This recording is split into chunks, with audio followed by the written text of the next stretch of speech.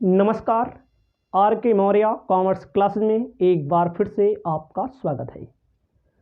आप पढ़ रहे हैं computation of total income of individual, Hindi में जिसे कहा जाता है व्यक्तियों के कुल आय की गणना करना।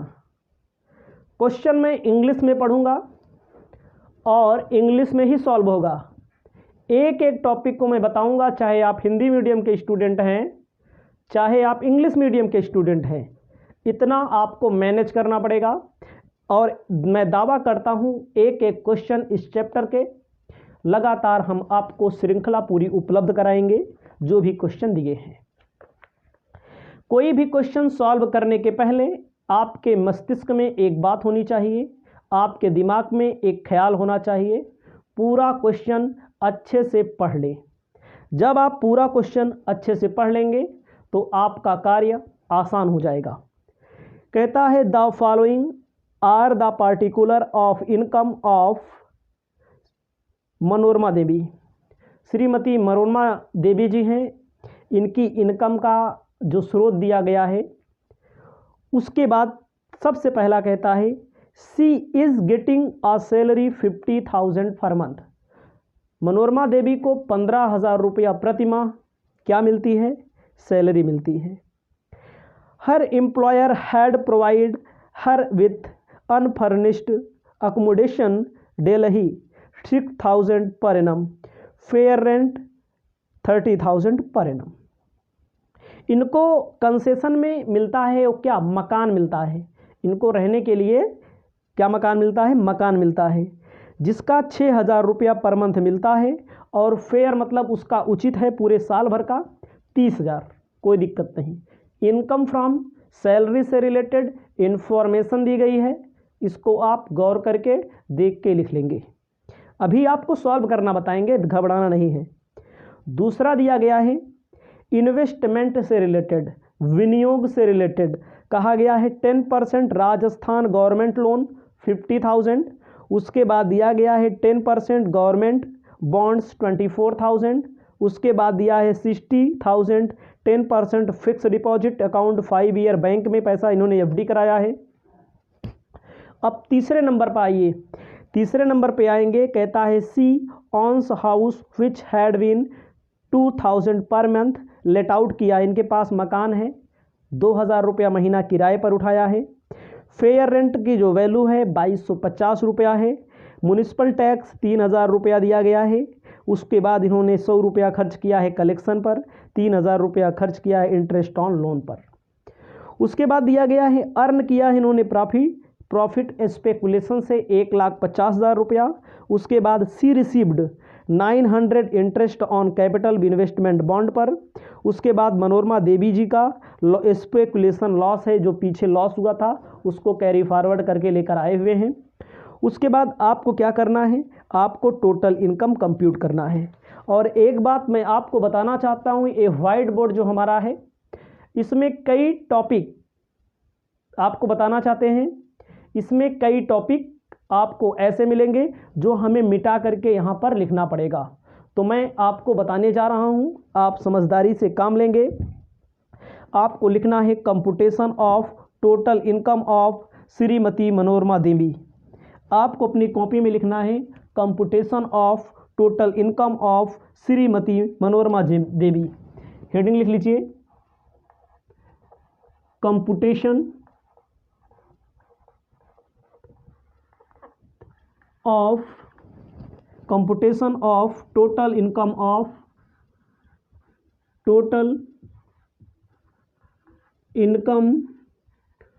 ऑफ ठीक है, एस श्रीमती मनोरमा देवी, इसको आपको लिखना पड़ेगा। उसके बाद जो आपके क्वेश्चन में फॉर द असेसमेंट ईयर दिया होगा उसे भी आपको लिखना पड़ेगा, इसे भी आपको लिखना पड़ेगा। आपको ध्यान देना है, सबसे पहले लिखना है income from salary total income में सबसे पहले क्या आता है? Income from salary. आपको सबसे पहले लिखना है इनकम फ्रॉम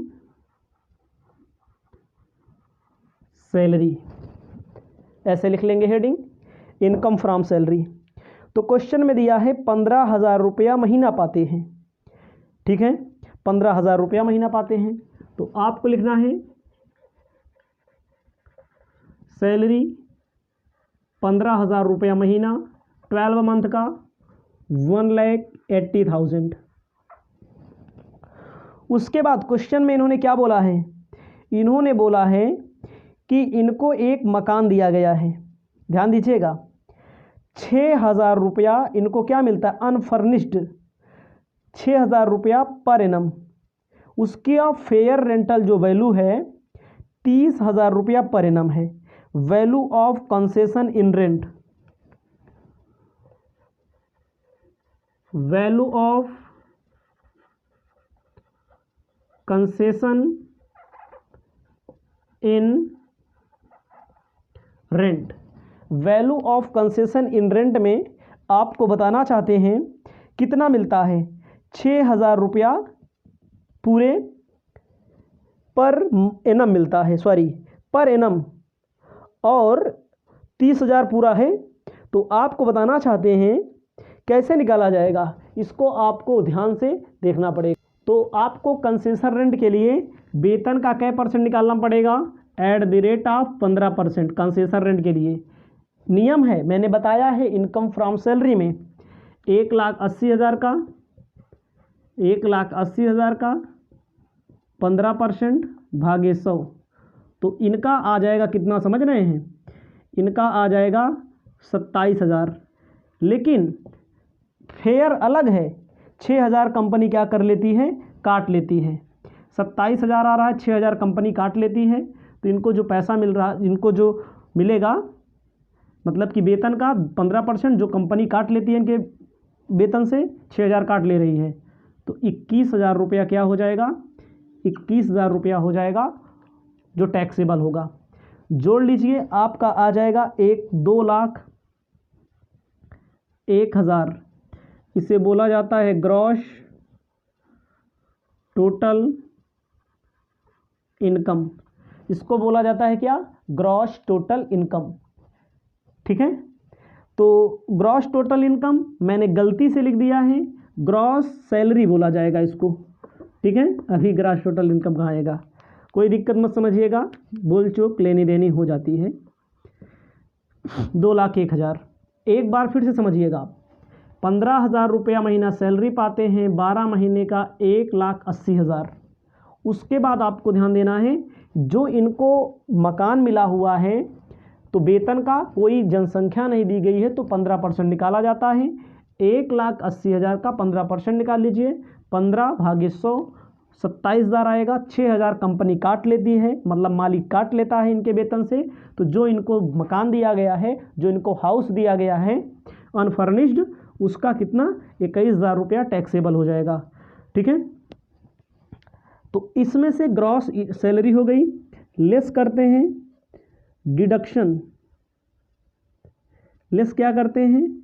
डिडक्शन।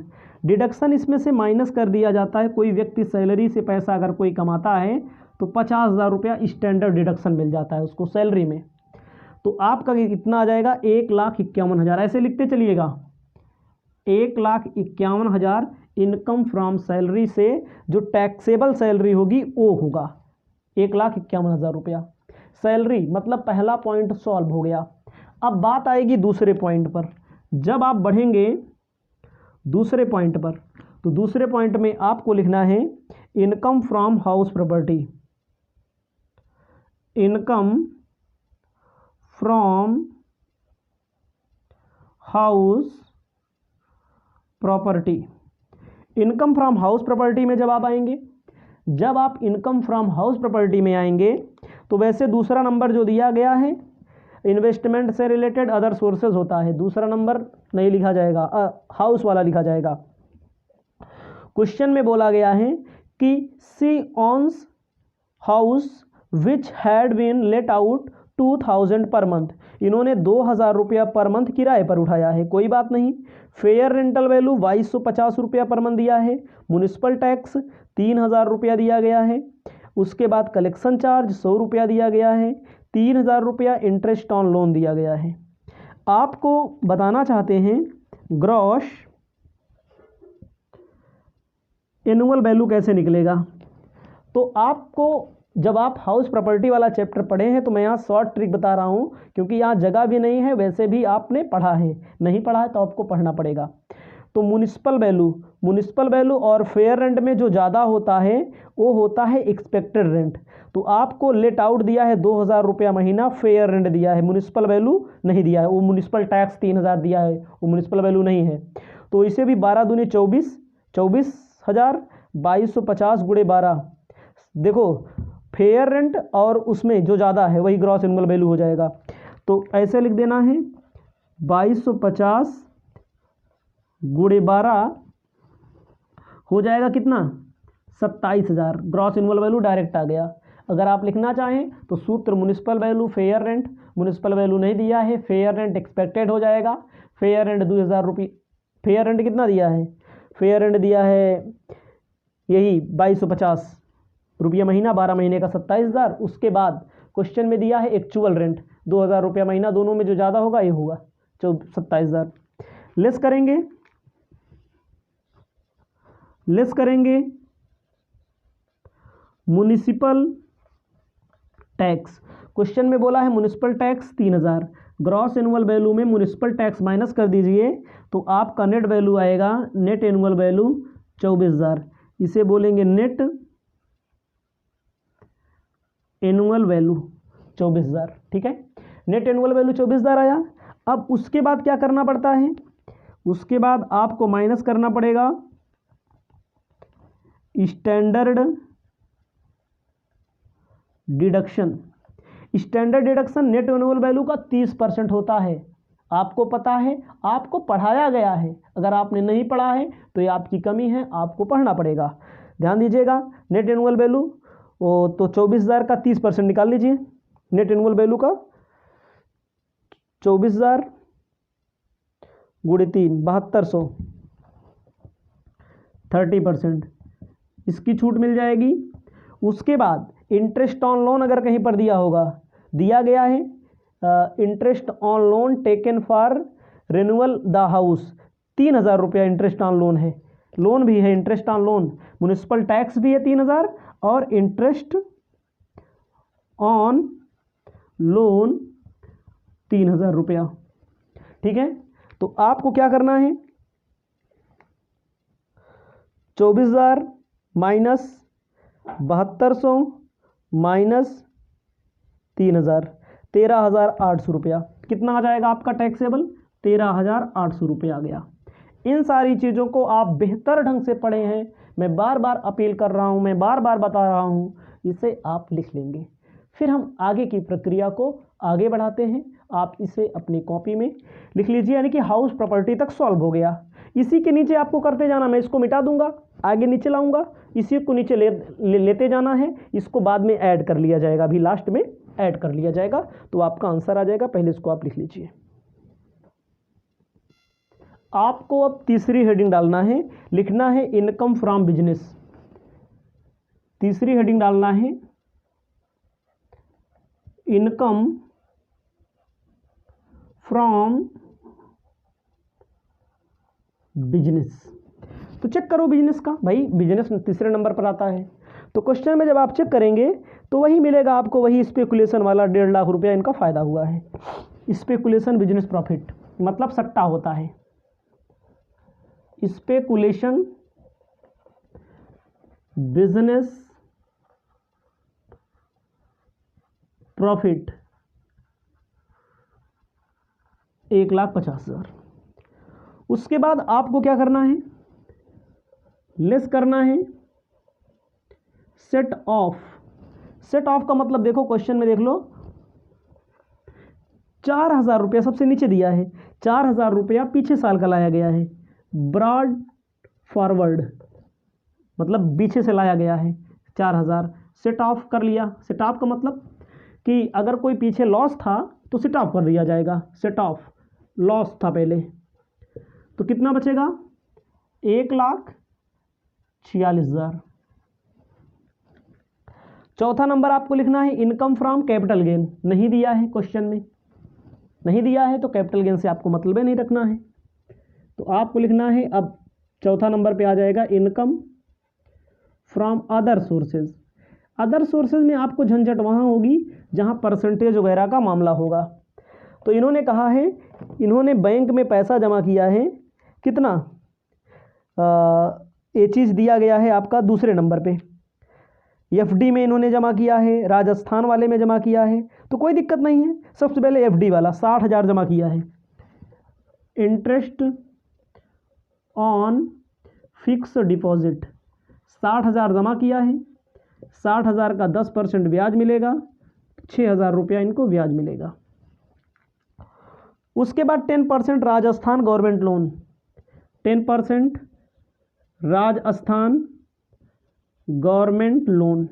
राजस्थान सरकार को इन्होंने लोन दिया है, इनके पास पैसा है, कितना लोन दिया है 50,000 रुपया लोन दिया इन्होंने, तो इनको यहाँ से 10% ब्याज मिलेगा। राजस्थान गवर्नमेंट को लोन दिया इन्होंने, 5,000 रुपया ब्याज मिलेगा साल भर में। गवर्नमेंट बॉन्ड खरीदा है 10%, इन्होंने कितने का खरीदा है 24,000 का।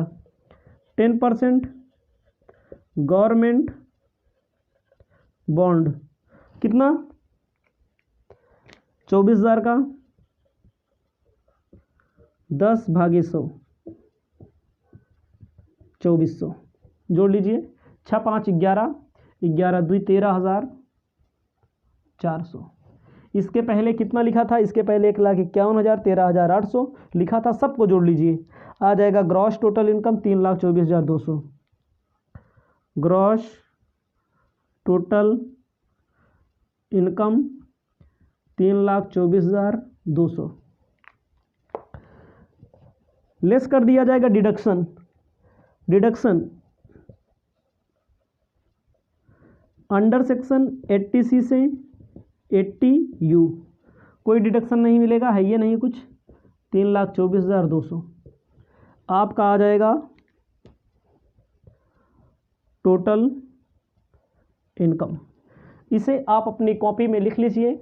इसके बाद आपको सेकंड नंबर क्वेश्चन बताने जा रहे हैं, तो आप ध्यान देंगे, इसको लिख लेंगे। सेकंड नंबर क्वेश्चन बताने जा रहे हैं, इसको लिख लें पहले।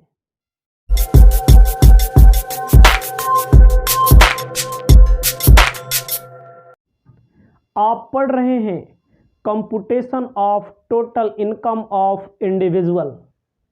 आपको बताने जा रहे हैं सेकंड नंबर क्वेश्चन। क्वेश्चन आपके पास होना चाहिए, तब आपके दिमाग में सटीक तरह से समझ में आ जाएगा, और इसके पहले आपको सभी चैप्टर पढ़े होने चाहिए, ये भी आपकी जिम्मेदारी बनती है। तो चलते हैं क्वेश्चन पर, क्वेश्चन पढ़ लेते हैं। कहता है mister X an employ of a company has furnished the following particular of his income for the year ended 31st March. No problem. Question में बोला है A salary from 1 April to 31 December 30,000 per month, उसके बाद DA 5,000 per month. Entertainment allowance 1 April to 31 December 1,000 per month, no problem. Premium paid किया है employ ने, life employer मतलब मालिक ने, लाइफ कॉरपोरेशन ऑफ इंडिया में मतलब LIC में, लाइफ इंश्योरेंस कॉरपोरेशन में।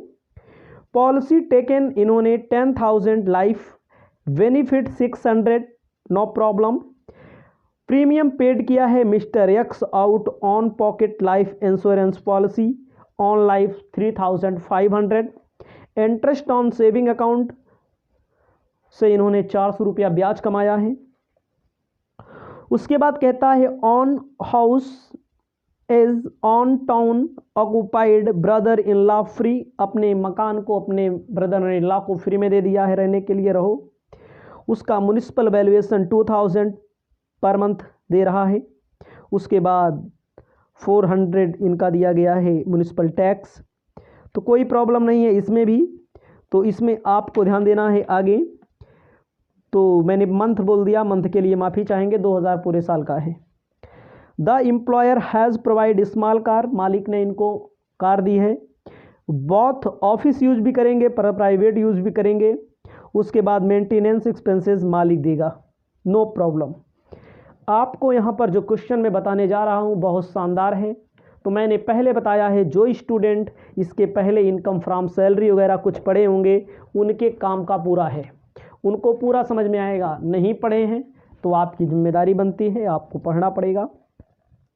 तो टोटल इनकम निकालने के लिए मैंने हेडिंग पहले डाली है, computation of total income of mister x. ठीक है। उसके बाद आपको बताना चाहते हैं हम क्या, सबसे पहले हेडिंग डालिए income from salary. Total income का पहला हेड क्या होता है? पहला हेड होता है income from salary. Income from salary में आपको बताना चाहते हैं, देखो भैया 31 मार्च को कैलकुलेट करना है। क्वेश्चन में क्या बोला साफ साफ, इन्होंने 1 अप्रैल से लेकर के 31 दिसंबर बोल रहा है। अप्रैल, मई, जून, जुलाई, अगस्त, सितंबर, अक्टूबर, नवंबर, दिसंबर। अप्रैल में नौकरी करेंगे, अप्रैल, मई, जून, जुलाई, अगस्त, सितंबर, अक्टूबर, नवंबर, दिसंबर, 9 महीना। 9 महीना इनको सैलरी मिलेगी। इनका कंप्यूटेशन जो हो रहा है तो 9 महीने का इनका कैलकुलेशन करना पड़ेगा। तो ठीक है, आपको क्या लिखना पड़ेगा? सैलरी 30,000 रुपया महीना, 9 महीने का 2,70,000 रुपया। उसके बाद डीए डियरनेस अलाउंस मतलब महंगाई भत्ता, वही 5,000 रुपया महीना, 9 महीने का 45,000 रुपया। उसके बाद आपको लिखना है इंटरटेनमेंट अलाउंस 1 अप्रैल से 31 दिसंबर किया है, 1,000 रुपया महीना। अगर सरकारी कर्मचारी है तो छूट मिलती है, इंटरटेनमेंट अलाउंस का नियम है। वैसे सरकारी तो है नहीं, प्राइवेट है, कोई किसी कंपनी में काम कर रहे हैं। इंटरटेनमेंट अलाउंस 1,000 रुपया महीना, 12 महीने का 12,000 रुपया। उसके बाद लाइफ इंश्योरेंस वाला मामला इन्होंने दिया, इसको छूट में कन्वर्ट किया जाता है, लेकिन इसमें आपको ध्यान देना है लाइफ इंश्योरेंस प्रीमियम पेड किया है लाइफ इंश्योरेंस कॉरपोरेशन, पॉलिसी 10,000 की है, मालिक है LIP पेमेंट कर रहा है। समझिएगा, LIP मतलब होता है लाइफ इंश्योरेंस प्रीमियम, मतलब किस्त 10,000 की किस्त में 10,000 का बीमा है, 600 किस्त है। तो मालिक कर्मचारी की ओर से पेमेंट कर रहा है, मालिक कर्मचारी की ओर से, एम्प्लॉय की ओर से। तो एम्प्लॉय को 600 रुपये की सुविधा दे रहा है, तो 600 रुपये की सुविधा भी इनकम फ्रॉम सैलरी में जोड़ा जाएगा। उसके बाद मैं आपको स्पष्ट तौर पर बताना चाहता हूँ, प्रीमियम खुद पेमेंट कर रहा है 3500 रुपया। इसकी जो छूट मिलेगी धारा 80C से 80U के अंतर्गत छूट मिलेगी, उसको आगे देखा जाएगा। इसकी भी छूट मिलेगी धारा 80C से 80U में, लेकिन मालिक अगर पेमेंट कर रहा है तो जोड़ना पड़ेगा। यहाँ पर आपको सुविधा का मूल्य माना जाता है, यहाँ जोड़ेंगे बाद में घटाया भी जाएगा। उसके बाद क्वेश्चन में आएंगे आप, इंटरेस्ट ऑन सेविंग दिया गया है, इससे कोई मतलब नहीं, अदर सोर्सेज की इनकम है। अभी अदर सोर्सेज नहीं चल रहा है, अभी सैलरी चल रहा है। सैलरी से रिलेटेड लास्ट में दिया है, एम्प्लॉयर ने, मालिक ने एक छोटी सी कार दी है, ऑफिस और प्राइवेट यूज़ दोनों के लिए। खर्चा कौन वहन करेगा? मालिक करेगा। छोटी कार है, वैल्यू ऑफ कार मालिक पेमेंट करेगा जो खर्चा लगेगा। छोटी कार है तो मैंने आपको बताया है 1800 रुपया महीना, बड़ी कार है तो उसके लिए 2100 रुपया है, 16,200 रुपया। कैलकुलेट कर लेंगे आप लोग, होशियार है, कैलकुलेट कर लीजिएगा। उसके अलावा कुछ नहीं दिया है। ठीक है, ड्राइवर वगैरह दिया नहीं गया है। इनकम फ्रॉम सैलरी जोड़ लीजिए, आपका आ जाएगा 3,40,800 ग्रॉस सैलरी, 3,40,800, इसे बोला जाएगा ग्रॉस सैलरी। ग्रॉस सैलरी में आपको स्पष्ट तौर से बताना चाहते हैं, डिडक्शन कर लेंगे, लेस कर देंगे, डिडक्शन कर लेंगे। डिडक्शन कितने का मिलेगा? 50,000 रुपये का सैलरी में मिलता है डिडक्शन, 50,000 रुपये का छूट दे दिया जाता है। ठीक है, तो आपको बताना चाहते हैं 2,90,800, ऐसे लिखते चलिएगा 2,90,800। कोई बात नहीं है भैया, सैलरी वाला आ गया, कोई दिक्कत नहीं है। दूसरी हेडिंग डालिए अब, income from other sources, income from other sources, sorry house property, माफ करिएगा, हाउस प्रॉपर्टी। हमेशा हमसे गलती हो जाती है तो आपका भी दायित्व बनेगा, वीडियो भले देख रहे हैं आप तो इसको आप देख लीजिएगा। भैया इनके मकान है, अगर एक किराए पर उठाते 2,000 मिलता, ये अपने किसको दे दिए? ब्रदर इन लॉ को दे दिए फ्री में। काहे फ्री में दे दिए? ठीक है, फ्री में दे दिए, उससे क्या मतलब है? मकान अगर उठाते तो पैसा मिलता, 2,000 रुपया मिलता, ग्रॉस एनुअल वैल्यू हो जाएगा, 2,000 रुपया मिलेगा, और कुछ तो दिया नहीं है पूरे साल का, 2,000 रुपया हो जाएगा। लेस करेंगे म्युनिसिपल टैक्स, म्युनिसिपल टैक्स कितना पेमेंट किया जा रहा है? 400 आएगा 1,600, एक का बोलेंगे net annual value, net annual value.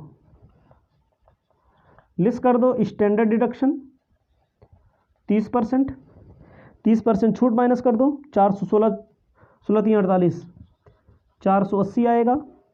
उसके बाद आपको बताना चाहते हैं, लिख लीजिए 1,120, हाउस प्रॉपर्टी से 1,120 रुपया टैक्सेबल होगा। तो आप समझिएगा, सैलरी कर दिया, हाउस प्रॉपर्टी कर दिया, कोई दिक्कत नहीं। अगर आपने चैप्टर पढ़ा है तो कोई दिक्कत नहीं, नहीं पढ़ा है तो सब दिक्कत है। तो 2 आप लिख लेंगे, उसके बाद हम इसको मिटा देते हैं, फिर आगे चलते हैं। इसी के नीचे ऐसे जैसे बना रहे हैं, जो मेन अमाउंट होगा ऐसे ऐसे आप लिखते चलेंगे। अभी अदर सोर्सेज दिया गया है, कैपिटल गेन तो दिया नहीं गया है, छोटा सा दिया गया है अभी, और आगे इसको लिख लीजिए पहले। अब आपको 2 मैंने बता दिया, सैलरी, हाउस प्रॉपर्टी। देखो बिजनेस प्रोफेशन से रिलेटेड कोई सूचना नहीं दी गई है क्वेश्चन में। अब आपको लिखना है कैपिटल गेन से रिलेटेड कोई सूचना नहीं दी गई है, इनकम फ्रॉम अदर सोर्सेज लिखना है आपको। तीसरे नंबर पे आएगा income from other sources. Income from other sources में आपको स्पष्ट तौर पर बताना चाहते हैं, क्या लिखा जाएगा? इनकम फ्रॉम अदर सोर्सेज में interest on loan, interest on saving account, interest on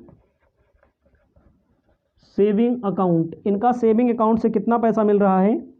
interest on saving account से 400 मिल रहा है, उसी 1,120 के नीचे लिख लीजिएगा।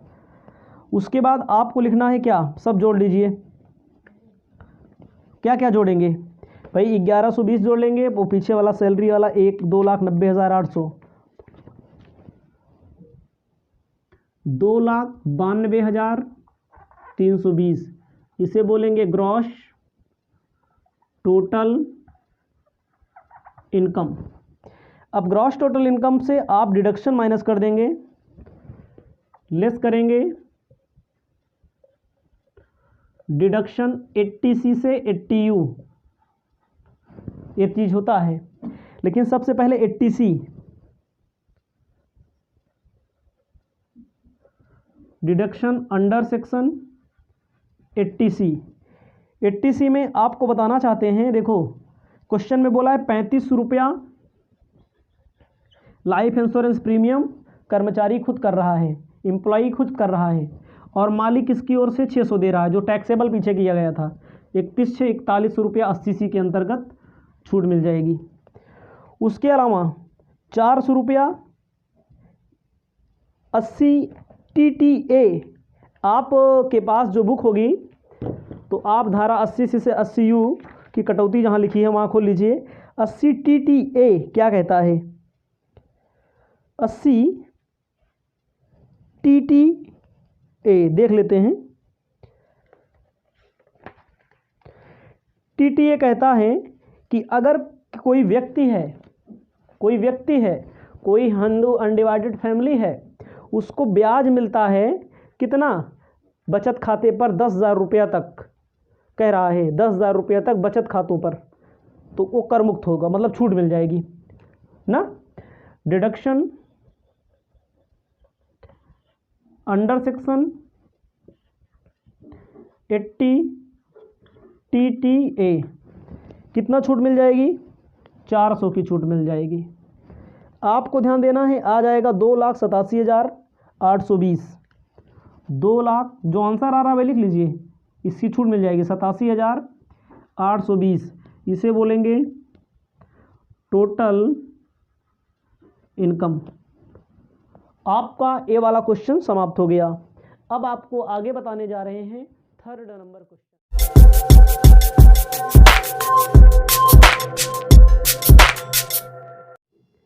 आप पढ़ रहे हैं computation of total income of individual chapter, व्यक्तियों की कुल आय की गणना।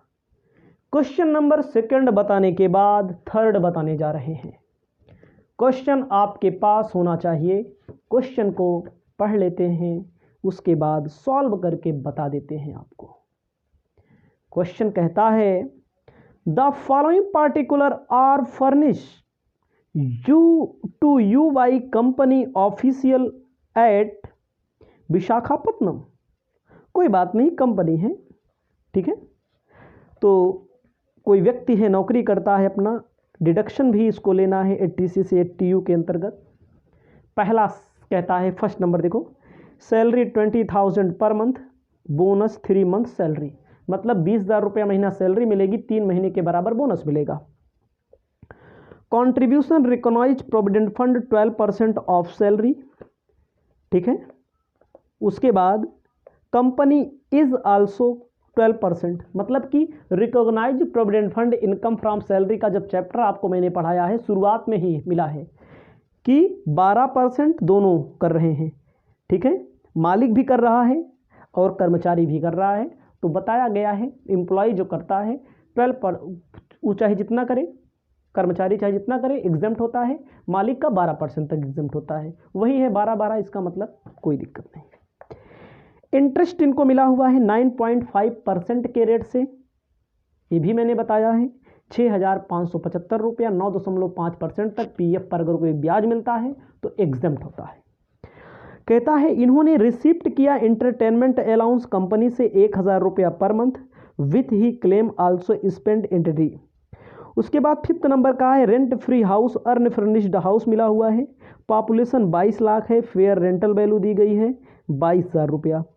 इन्होंने पे किया है लाइफ इंश्योरेंस प्रीमियम 3600 रुपया, पॉलिसी 30,000 की है, पॉलिसी 30 की है, पेमेंट किया है 36,000 रुपया। ध्यान देना वाली बात हो यहाँ पर होगी, आगे हम बताएंगे इसका नियम जब डिडक्शन करेंगे तब, याद रखना हमारी बात को। उसके बाद कहता है क्वेश्चन कि इनका एक माइनर है, सन है, इनका पुत्र है, उस पर 850 रुपया इन्होंने पेमेंट किया है। नो प्रॉब्लम, नो डाउट, कोई दिक्कत नहीं है। और आपको स्पष्ट तौर पर आगे बताना चाहते हैं ही आल्सो ड्राइव्स, इनको इनकम है डिविडेंड से इनकम हुई है, फिक्स डिपॉजिट है शेड्यूल बैंक में, उसके बाद म्यूचुअल फंड है, कोई बात नहीं है। आपको सबसे पहले लिखना है computation of total income for the assessment year. आपको ध्यान देना है कंप्यूटेशन ऑफ टोटल इनकम। उसके बाद आपको लिखना है फॉर द असेसमेंट ईयर, ठीक है, इतना आपको लिखना है। तो सबसे पहला कार्य क्या होता है? सबसे पहला कार्य होता है इनकम फ्रॉम सैलरी। पहला हेड जो होगा वही पहला कार्य माना जाएगा आपका। इनकम फ्रॉम सैलरी हेडिंग डाल देना है। किसी भी प्रकार की कोई दिक्कत कोई परेशानी आपको भी नहीं होगी। तो सैलरी मिल रही है भैया देखो 20,000 रुपया महीना।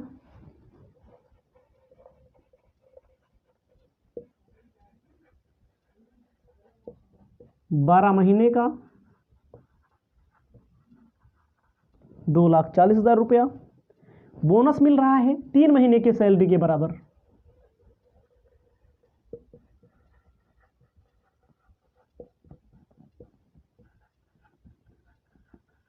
उसके बाद एंटरटेनमेंट अलाउंस मिल रहा है। सरकारी कर्मचारी है तो नियम कानून लगेगा छूट उट का, प्राइवेट है तो पूरा फुल टैक्सेबल होगा।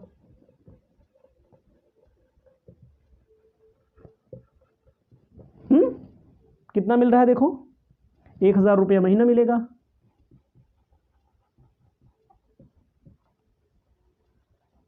₹12,000। अब आपको हाँ देखो रेंट फ्री हाउस मिल रहा है। रेंट फ्री हाउस ये चीज़ आपको जानकारी होनी चाहिए। पीछे सब कुछ पढ़ाया ही गया है बट बच्चे जो होते हैं स्टूडेंट जो होते हैं उनके दिमाग से उतर जाता है। तो आपको बताना चाहते हैं population less than 10 lakh, salary का 7.5, 10 लाख से अधिक जनसंख्या ना, 10 लाख से अधिक, 25 लाख से कम तो 10%, और 25 लाख से अधिक जनसंख्या तो 15%, वही सब नियम है। तो यहाँ पर सैलरी का आशय क्या होगा? सैलरी का आशय बेसिक सैलरी 2,40,000, बोनस वगैरह सब जोड़ लिया जाता है, ऑल टैक्सेबल अलाउंस जोड़ लिया जाता है। कितना हो जाएगा 2,40,000, 3,12,000 का 10%। पॉपुलेशन देख लो क्या परसेंट है। पॉपुलेशन कितना है देखो, पॉपुलेशन 22 लाख है, 25 लाख से कम है तो वेतन का 10%, तो 31,200 रुपया रेंट फ्री हाउस हो जाएगा। जो मकान मिला हुआ है उसका भी जोड़ दिया जाएगा, वेतन का 10%, तो इसे बोलेंगे ग्रॉस सैलरी।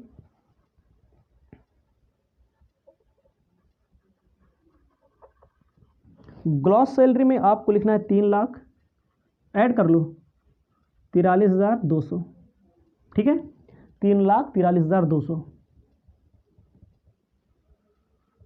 लेस करेंगे standard deduction,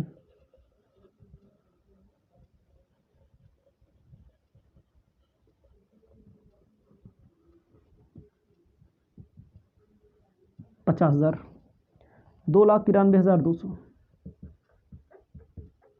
income from salary का मामला आ गया। अब इनकम फ्रॉम हाउस प्रॉपर्टी से रिलेटेड कोई सूचना दी नहीं गई है, बिजनेस प्रोफेशन से रिलेटेड कोई सूचना नहीं दी गई है, कैपिटल गेन से रिलेटेड कोई सूचना नहीं दी गई है, तो कोई बात नहीं, आ जाइए अदर सोर्सेस पे। Income other sources, income from other sources में आपको बताना चाहते हैं, क्या बताना चाहते हैं भैया? तो देख लो साफ साफ दिया गया है, क्या मिला है? ब्याज मिला है 4,000 रुपया, डिविडेंड मिला है 4,000 रुपया डिविडेंड मिला है, उसके बाद ब्याज मिला है इंटरेस्ट है एफडी पर 51,000 रुपया, 51,800, 51,800 रुपया। देखो 10,000 से कम होता तो बात अलग होती। उसके बाद क्या मिला है?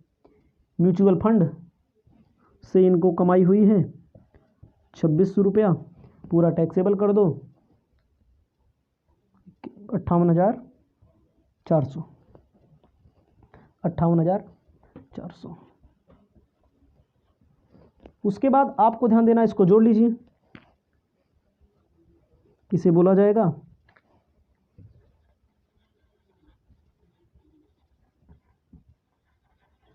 ग्रॉस टोटल इनकम जोड़ लीजिए, 2,93,200 कैलकुलेट कर लीजिए, आ जाएगा आपका 3,51,600, ठीक है, 3,51,600। आपको आगे ध्यान देना है, इसमें छूट का मामला जो होगा, डिडक्शन,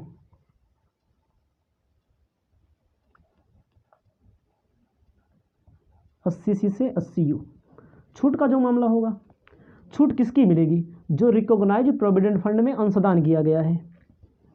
ध्यान दीजिएगा, रिकॉग्नाइज प्रोविडेंट फंड में जो अंशदान किया गया है, रिकॉग्नाइज प्रोविडेंट फंड में जो अंशदान किया गया है। तो आपको एक चीज़ और जानकारी होनी चाहिए, आपको ये जानकारी होनी चाहिए जो रिकॉग्नाइज प्रोविडेंट फंड में वेतन से आशय, मीनिंग ऑफ सैलरी क्या होती है। ठीक है, मीनिंग ऑफ सैलरी क्या होती है, तो मीनिंग ऑफ सैलरी होती है 2,40,000 गुणे 12/100, इसकी छूट मिल जाएगी। मीनिंग ऑफ सैलरी होती है basic salary, dearness allowance under term of employment, उसके बाद कमीशन होता है, बेसिक पे होता है। तो केवल सैलरी का मालिक वाला छोड़ दीजिए, मालिक वाले से नहीं मतलब, वो तो एग्जेम्प्ट होगा ही, लेकिन कर्मचारी भी कर रहा है तो इसी 2,40,000 का क्या परसेंट, 12%। क्वेश्चन में बोला है रिकॉग्नाइज्ड प्रोविडेंट फंड छूट मिलेगी 28,800। उसके बाद आपको ध्यान देना है, क्वेश्चन में क्या किया है, LIP, हाँ LIP, लाइफ इंश्योरेंस प्रीमियम, एक किस्त जमा करेंगे। बीमा करवाया कितने का भैया, बीमा करवाया है, बीमा धनराशि इनकी जो है 30,000 है, 30,000 है, लेकिन बीमा का जो पैसा जमा कर रहे हैं, किस्त जमा कर रहे हैं 3,600 एक साल में। तो नियम क्या कहता है, नियम कहता है कि बीमा धन का मतलब कि जितने का इंश्योरेंस हो उससे 10% अधिक नहीं होना चाहिए। तो आपको 36,000 का 10% आएगा 3,600 ना, 30,000 का 10% 3,000, 3,600 पेमेंट कर रहे हैं तो 3,600 छूट नहीं मिलेगी इनको। कितनी छूट मिलेगी, भले पेमेंट कर रहे हैं 3,600, जितने का बीमा हो ओके 10% छूट मिलेगी बस। अपने पुत्र का करवाए हैं, माइनर सन है इनका, 850 उसका जमा कर रहे हैं, तो आपको लिख लेना है। तो कुल मिलाकर के 28,800 रिकॉग्नाइज्ड प्रोविडेंट फंड की छूट मिलेगी और 3,850 कुल मिलाकर छूट मिलेगी 32, 28 3 31, 32,650 की छूट मिलेगी, 32,650, 80C के अंतर्गत छूट मिलेगी इनकी सबकी। आप लिख लेंगे, आपका आंसर आएगा 3,18,950, आंसर 3,18,950 टोटल इनकम। ध्यान दीजिएगा बच्चे यहाँ पर नहीं समझ पाते हैं, यहाँ पर रिकॉग्नाइज्ड प्रोविडेंट फंड में तो वेतन का 12% यहाँ दान किया, लेकिन उसको बाद में छूट मिलेगी। ठीक है, उसको बाद में छूट मिलेगी। LIP 30,000 बीमा धन है, लेकिन 30,000 का 10% 3,000, 10% छूट मिलती है। ये कितना कर रहे हैं, 3,500 कर रहे हैं, 500 छूट नहीं मिलेगी, इनके पुत्र वाला पूरा छूट मिल जाएगी। यह क्वेश्चन आपका समाप्त होता है। आगे आपको बताने जा रहे हैं क्वेश्चन नंबर 4, इसे आप अपनी कॉपी में लिख लीजिए। ठीक है।